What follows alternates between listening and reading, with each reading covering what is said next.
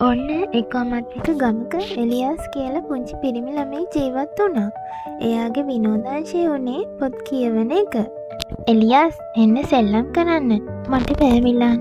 මට මේ පොත කියවන්න ඕනේ. මේ විදිහට අනිත් යාළුවෝ සෙල්ලම් කරද්දී එලියාස් කලේ පොතට එබිලා පොත කියවන එක.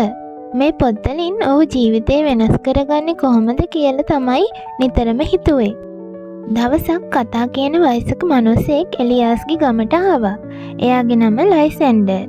එයාගේ කතා වලින් ගම්වැසියෝ ඔහුට ආකර්ෂණය වෙලා හිටියේ. මමත් කතා ලියන්න ඕනේ එලියාස් හිතුවා.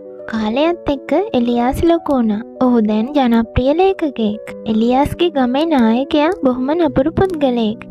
ඔහු ගම්වැසියන්ගෙන් බොහෝසේ බදු අය කළා. එලියාස්ට මේක බලාගෙන ඉන්න බැරි වුණා. ඔහු නායකයාට විරුද්ධ වීම වෙනුවට නායකයාගේ දැඩි නපුරුකම් වලින් ඇතිවන අරගල සහ පසුතැවීම් පිළිබඳ පොත් ලියන්න ගත්තා.